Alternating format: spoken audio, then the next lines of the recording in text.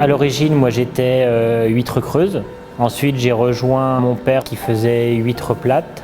Et suite aux problèmes qu'il y a eu dans l'huître plate, j'ai vendu ma partie huître creuse pour me consacrer qu'à l'huître plate. Mon choix s'est porté de continuer que l'huître plate. Déjà, c'était un hommage à mon père qui a créé cette entreprise. Et de plus, la seule chose qui était facile à vendre pour remettre de la trésorerie dans la structure, c'était les parcs d'huître creuse qui avaient une valeur plus forte à la vente.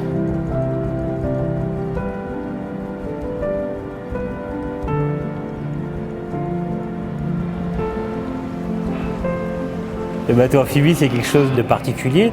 Après, ça a un côté très pratique pour nous de ne pas être tributaire des marées, de pouvoir sortir aussi entre deux coups de vent pour aller pêcher. Après, avec les contraintes qu'un bateau amphibie a au niveau de l'entretien, c'est complètement différent, quoi. Aujourd'hui, 95% des huîtres plates sont élevées en eau profonde. Donc la différence entre le travail sur l'estran et le travail en eau profonde, on n'a pas la même vision des choses, on va dire, quoi. Sur l'estran, on voit ce qu'on fait, on peut suivre la croissance, on peut suivre la qualité. Que nous, sur notre surface d'élevage, il est difficile d'aller voir un petit peu partout ce qui se passe au fond, quoi. Parce qu'en fait, absolument qu'on sème les huîtres, on retournera à l'endroit là pour pêcher qu'au bout de 3 ans, voire 4 ans, quoi.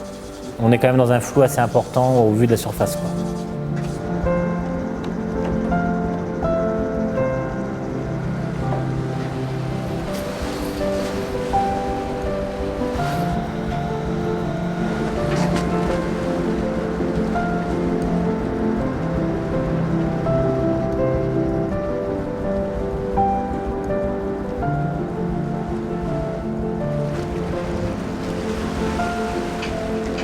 On pêche toujours à un endroit différent, on décale notre zone de travail au fur et à mesure du travail. Donc c'est vrai que chaque sortie en mer, il y a toujours une appréhension de voir la qualité du produit, aussi bien au niveau de la pousse, de la qualité, du taux de rendement. Je dirais que chaque journée, c'est un petit peu une découverte.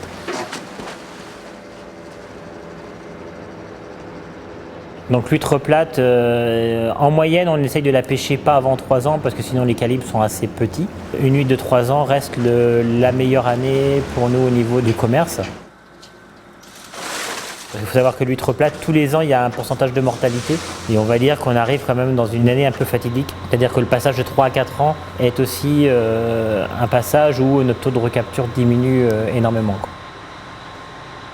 Les huîtres qui sont ouvertes, qu'on trouve au moment de la pêche, en fait, ce sont des huîtres soit qui ont subi un prédateur, ou soit qui, par l'âge, n'ont pas survécu.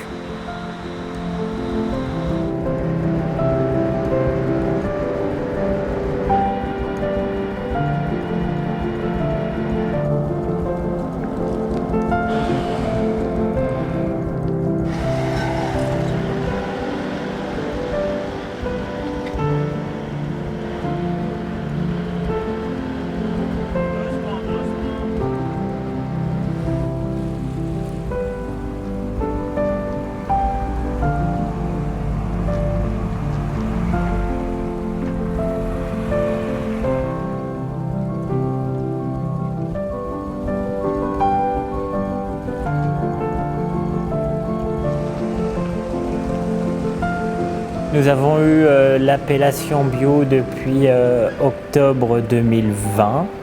La différence du bio par rapport à autre chose, c'est qu'on est sûr que le produit a été élevé dans une eau classée A toute sa vie. Si on va en mer, on n'est pas obligé de purifier notre produit, on peut le manger directement. Une fois que les huîtres sont revenues de pêche, donc elles vont être lavées.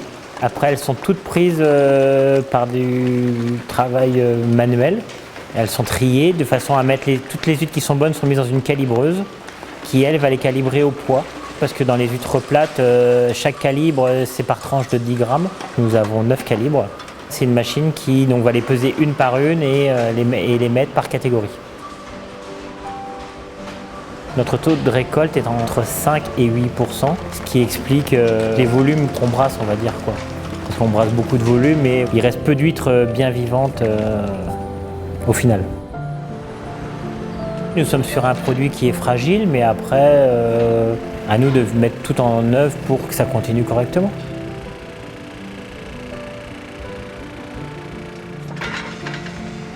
Pour moi, mon métier, c'est une passion. On va dire, on passe un peu du coq à l'âne. On fait le naissain, on fait de l'élevage, on le pêche, on le vend. Comme on fait notre production de A à Z, c'est l'aboutissement d'un élevage.